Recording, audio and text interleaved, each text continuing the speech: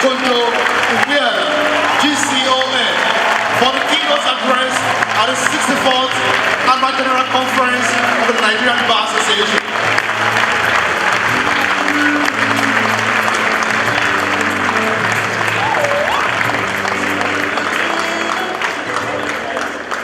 Please be seated.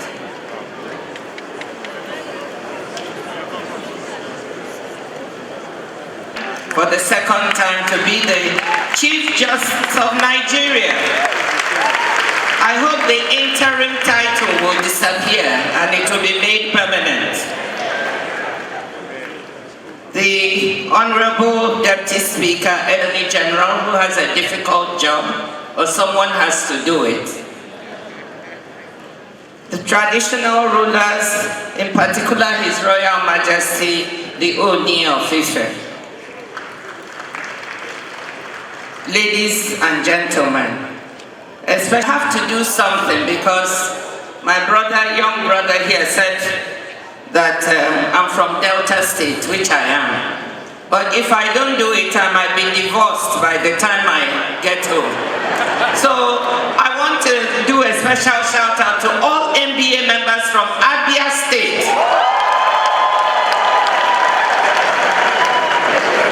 NBA members from Delta State. My third state is Lagos. NBA members from Lagos State. Thank you. I'm so happy to be here.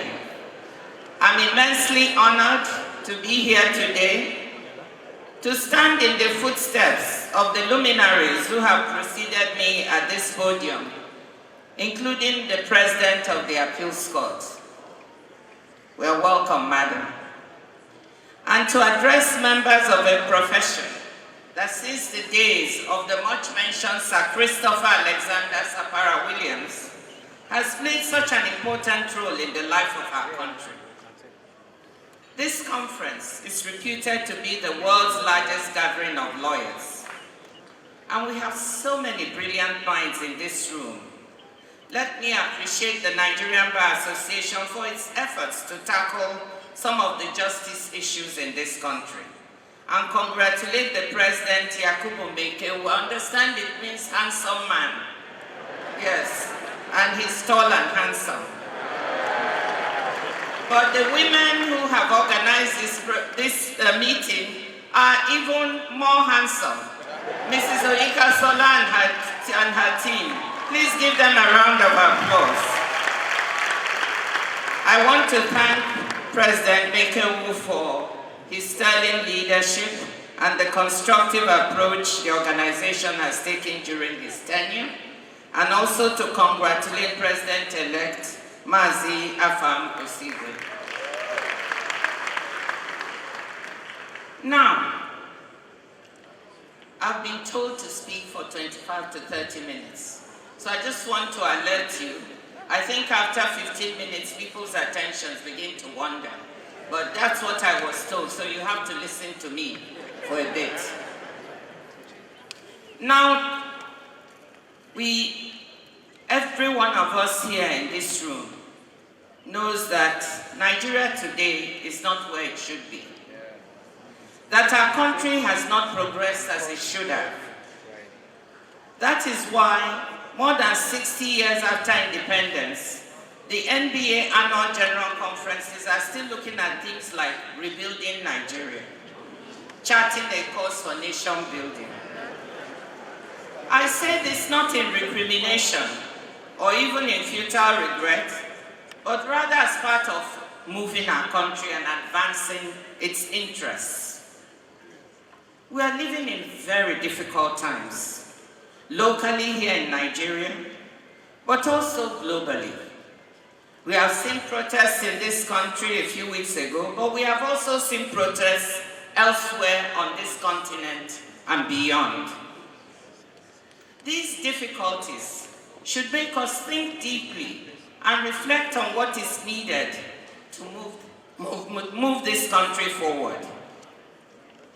So we can have the right type of conversation, not about blame games or recrimination, about what we actually need to do to tackle present and emerging problems to assure a bright future for our young people in this country.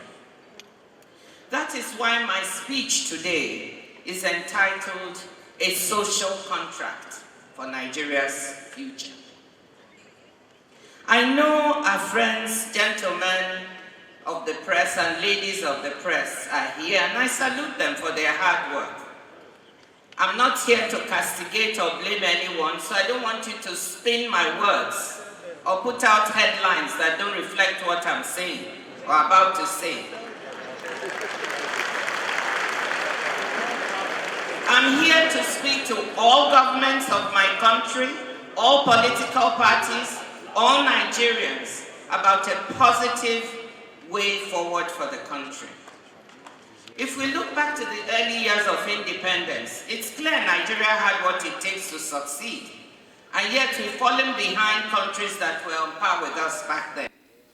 I want to remind people that in the first half of the 1960s, our per capita income in 1960 dollars was roughly equal to that of South Korea, in the neighborhood of $100 to $120 per capita, according to World Bank data. But then South Korea's growth took off as it went from exporting primary products like tungsten ore and dried seaweed to manufactured goods. Back then, it was textiles and footwear. Compared to today's integrated circuits, electronics, ships, and autos, not to mention services exports, such as gaming, entertainment, etc., where South Korea is also strong. Meanwhile, Nigeria's export basket went in the opposite direction and became less diversified. In the early 1960s, mining exports made up half of our exports, and food and animal or vegetable oils together about a third, with manufacturers accounting for 5 to 7%. But since 1974, oil has dominated, often accounting for 97 to 100% of Nigerian exports, with its share rarely dipping below 90%. The good news is that our economy itself is quite diversified, and with the capacity to do much more in terms of agricultural exports, critical minerals, services such as entertainment, etc.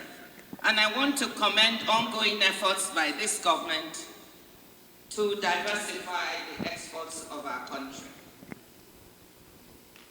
Last year, Nigeria's per capita GDP was $1,620 US, while South Korea's was 33,000. Korea's growth miracle was exceptional and world-beating, but even more modest performers have outpaced us. Thailand's per capita GDP was comparable to Nigeria's in the early 1970s and is now $7,200. Peru, a country I will come back to, was about even with Nigeria in the early 1980s, but now has a per capita GDP of nearly 7,800. Even India, which into the 1990s and 2000s had a per capita GDP well below Nigeria's, recently surpassed us on that mark and is now 2,484. India is now the third largest economy in the world, one of the fastest growing and modernizing economies. I cite all these numbers, not because GDP is a perfect measure, but because, as Daniel Susskind, a scholar on economic growth at King's College London, recently put it, and I quote, GDP is correlated with almost every measure of human flourishing. So whether we like it or not, it does tell us an important story, and it affords us a measure of comparison. Many of the big questions the MBA is grappling with at this conference have at their root Nigeria's failure to sustain rates of economic growth and development that consistently outpace the growth of our population. We have had episodes of reform and faster economic growth that were not merely a function of the price of oil, but we were unable to consolidate and build on them. And millions, indeed scores of millions of our compatriots have paid the price in terms of diminished job prospects and human well-being. For example, in the decade between 2000 and 2014, we had an average GDP growth rate of 3.84%, well above our population growth rate of 2.6% per annum, meaning that people were on average truly improving their standards of living. During the following decade, average annual GDP per capita growth has been negative, around minus 0.9%, meaning people were worse off because we were not able to sustain prior positive growth momentum. A very important part of the explanation for why we've not been able to succeed is lack of policy consistency. Successive administrations failing to continue good, and I emphasize good, economic and social policies put in place by predecessors, allowing politics to frame policy, what we can call the not made in my administration syndrome. We all understand that where policies are bad and not working, of course, politics should intervene. But where things are working to the good, we ask, why fix what is not broken? To minimize the volatility of economic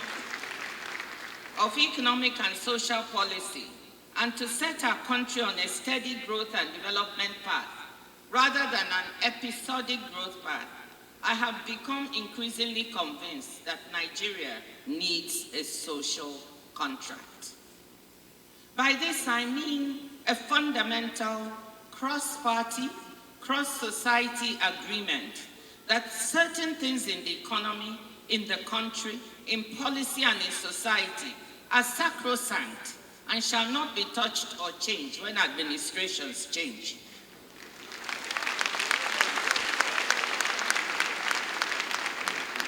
And the private sector and Nigeria's civil society, including influential actors like the NBA, have important roles to play in policing a social contract and holding the political class accountable. The idea of a social contract dates back at least a few centuries when philosophers such as Rousseau, Locke, and Hobbes spelled out the notion of a compact, formal or implicit, defining the rights and duties of rulers and the ruled. A more focused definition for our purposes comes from the former head of the London School of Economics and the former president of Columbia University, my former World Bank colleague, Minu Shafiq. She describes the social contract as being about how we pool our resources to provide the public goods we agree are needed, and how we support those affected by adverse shocks. Her book, What We Owe Each Other, A New Social Contract for a Better Society, argues that in our fast-changing globalized economy, we need a new social contract to create a sense of security among people. What I'm calling for here is even more basic. I'm saying that all major actors in the governance of our country should agree on some basic parameters for security, macroeconomic and social stability, and the enabling environment for future dynamism and growth of our country. Once agreed, these parameters and policies should be institutionalized or enshrined in law, or even be made part of our constitution, not to be tampered with, except perhaps through a national referendum involving the entire country and society. My convictions on Nigeria's need for a social contract were reinforced recently when I was in Peru on an official visit. Looking at the country as a Nigerian, I was struck by the mismatch between its politics and its economic performance. Politics in Peru has been and is extremely messy and toxic. The country has had 6 presidents in the past 7 years. The current president took office amid violent protests after her predecessor was arrested and jailed for attempting to dissolve Congress and rule by decree. The government and opposition are constantly at each other's throats, with regular impeachment proceedings and frequent social unrest. You would think that a country with such messy politics would be an economic laggard at best, or economic disaster at worst. But to my shock, when I looked at the numbers, it was not. I mentioned earlier how Peru's per capita GDP is now almost 5 times higher than ours, even though we were roughly even in the 1980s. According to IMF numbers, Peru's modest GDP growth rates of 2.5 to 2.7% over the last couple of years is coupled with very good macroeconomic indicators. Its current account deficit is a modest 1.1% of GDP. Its fiscal deficit is 2.5% of GDP, below the recommended 3%, and its debt to GDP ratio is 33%. According to data from its central bank, Peru's foreign exchange reserves as of this month are at 77.4 billion, most of them usable reserves, and our inflation is 2%.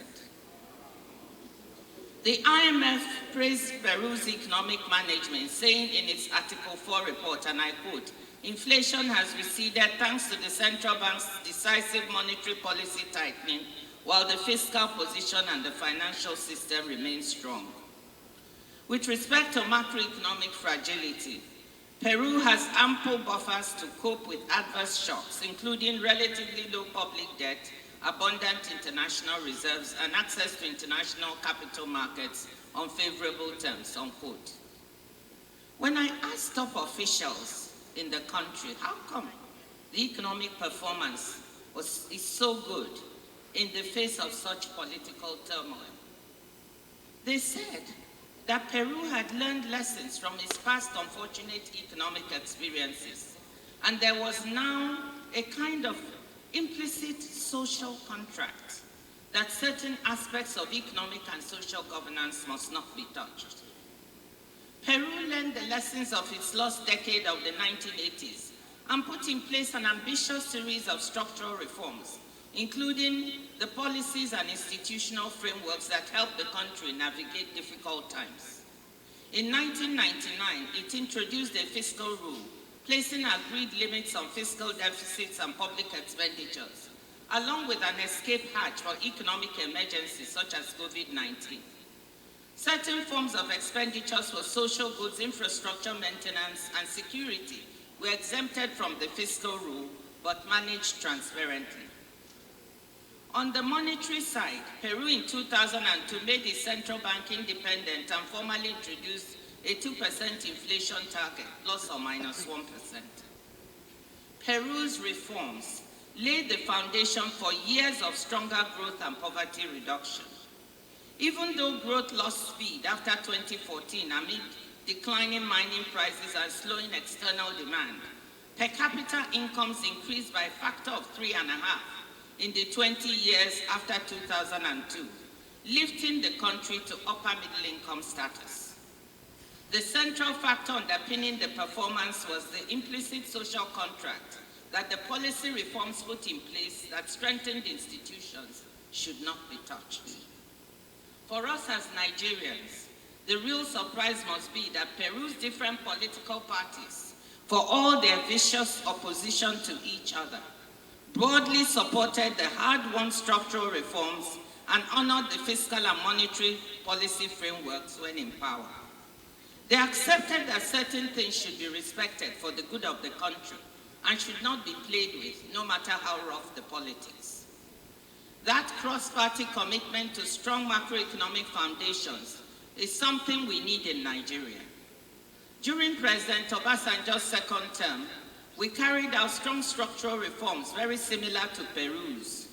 A $30 billion external debt was cleared, that was mentioned earlier. The central bank was made independent.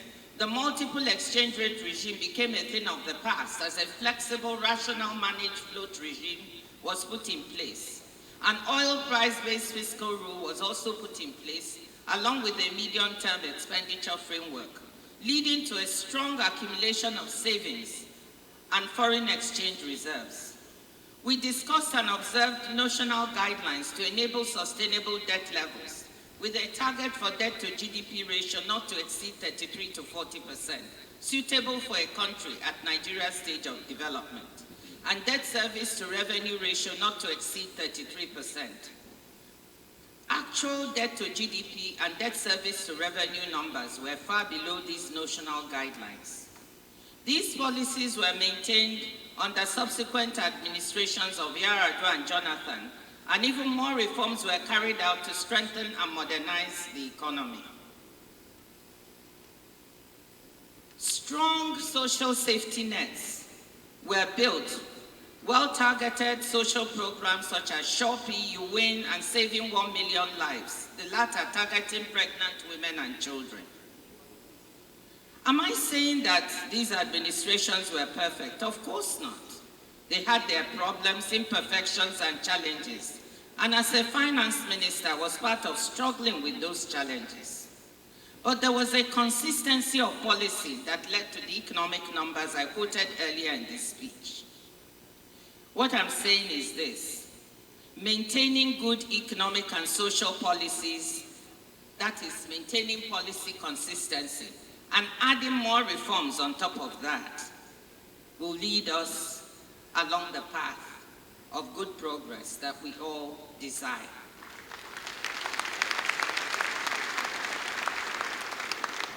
As we know, our political leaders have thus far never been able to agree to stick to a common set of principles and policies that deliver on a consistent basis for citizens, irrespective of ethnic group or political persuasion.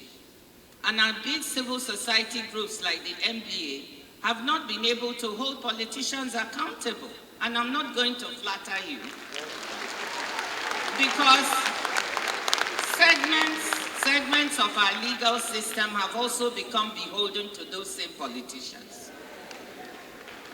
But it is never too late to do the right thing. Instead of fighting over who gets what share of an ever smaller cake, it's about time this country had a meeting of all parties to agree a social contract that can help us focus on baking a larger cake.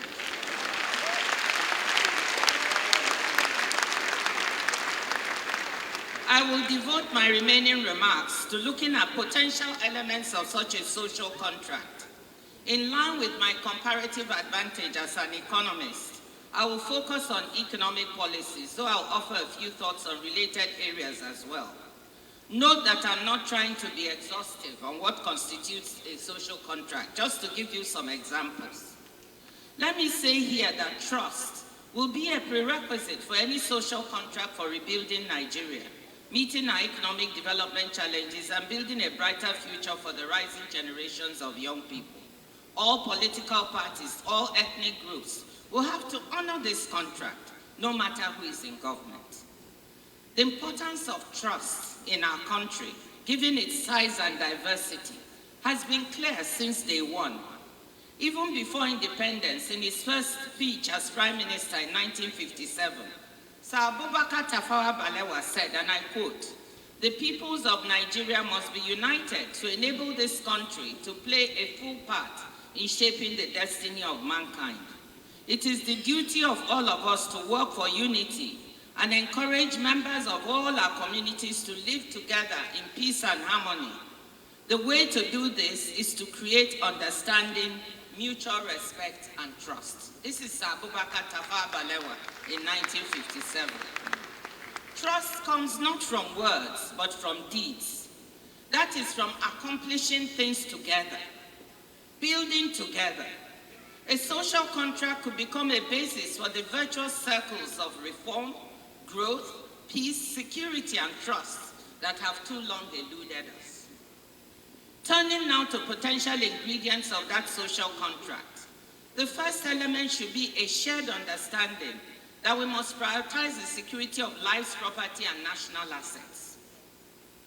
We cannot have economic or social development without security, and we certainly cannot have security without development. We all know that. Security has been weaponized in our country for political purposes by political actors, leading partly to the difficult situation we have now.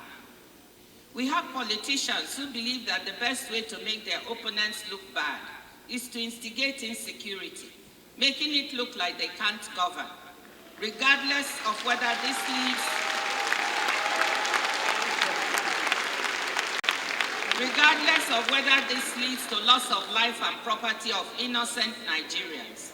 This has to stop.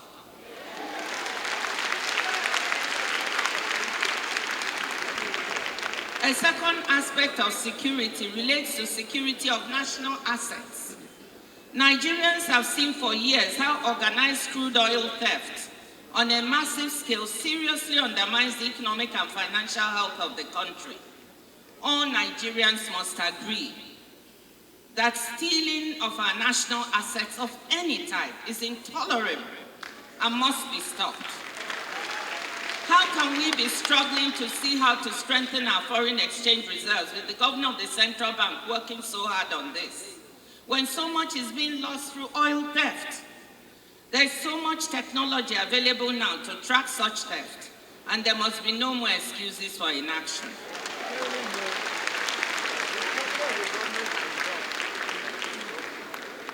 Theft of electricity cables is another rampant and very dangerous form of pilfering of national assets. I can share two personal experiences. 2 weeks ago, the cables near our house in the village, in Omoda Isingu, were cut, depriving our house and all the other houses in the village of electricity. They were cut and stolen. Yesterday, my husband called me from Abuja that there had been a major explosion near his clinic in Gwarimpa. And what was it? Some people cut the cables linked to the transformer, and the transformer exploded. They barely escaped with their lives. This kind of taking and stealing of national assets is unbelievably dangerous for those doing it, and it must be a mark of desperation and failure to see the bigger picture that leads people to do this. I'm pleading with all Nigerians that this has to stop. It's even endangering your own life to engage in this type of act.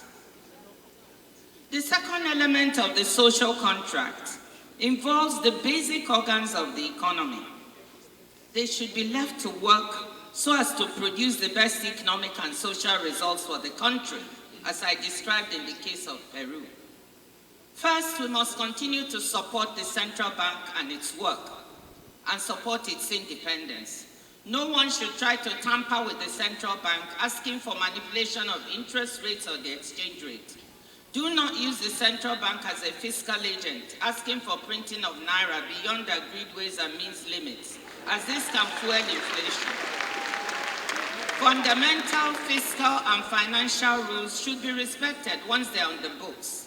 Respect the use of the oil price-based fiscal rule that allows the accumulation of reserves and savings in good times to be used to cushion bad times. Respect the agreed budget deficit. Keep it as close to 3% of GDP as possible. Limit non-transparent extra budgetary spending. Spend through the budget. Stick to transparency of FAC allocations and state and federal budgets so that citizens have a clear view of how their money is being spent. Do not exceed sensible limits for public debt as a percent of GDP. For an economy at Nigeria's stage of development and given its vulnerability, debt to GDP ratios should remain well below 40%. Debt service to revenue, we should strive not to exceed 33% so as not to crowd out operational and capital expenditures. Budget on the basis of a medium-term expenditure framework so as to provide a sound, forward-looking platform for economic and budget management. Create an investment-friendly business environment, cutting down on bureaucracy, licensing and policy uncertainty to encourage the domestic and foreign private sector to invest and remain in Nigeria. Respect of the above will ensure a sound macroeconomic framework with core economic management working on an objective basis to become a foundation for investment, growth, and employment. The third element of the social contract is provision of basic infrastructure services and a social safety net to catch segments of society that are super vulnerable. What is required is ongoing investment in and maintenance of the country's basic infrastructure assets for electricity, water, roads, and telecommunications. Nigerians don't expect much from government, We are used to sometimes being our own local government. But trust between those governing and those governed would be enormously increased if we had a better maintenance culture of the few infrastructural assets we have, and full transparency and information about when and how many hours a day, for example, we would not have light or we would have light, and information on why this is happening. Crafting and maintenance of social safety net programs for the most vulnerable, children and pregnant and nursing mothers. Working with states and local communities to ensure the truly vulnerable are reached. Conditional cash transfer programs can be some of the best means to do this, especially if coupled with biometrics. Community work programs for rural youth and entrepreneurship programs for young women and men, given the abundance of entrepreneurial talent in Nigeria. Part of a social contract must be continuous attention to youth unemployment and underemployment. Let me end my suggestions with a fourth element of the social contract: true independence of the judiciary and the Electoral Commission.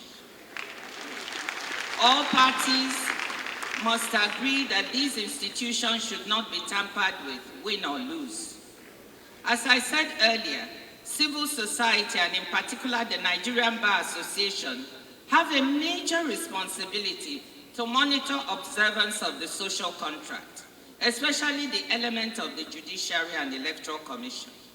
The MBA should also be active in seeing which elements of the social contract can be institutionalized by codifying it into law or strengthening already existing laws, rules, and regulations. The MBA can even look at whether any part should be incorporated into our Constitution to make them less easy to tamper with. The legal profession, led by the MBA, should be at the forefront of guaranteeing the social contract.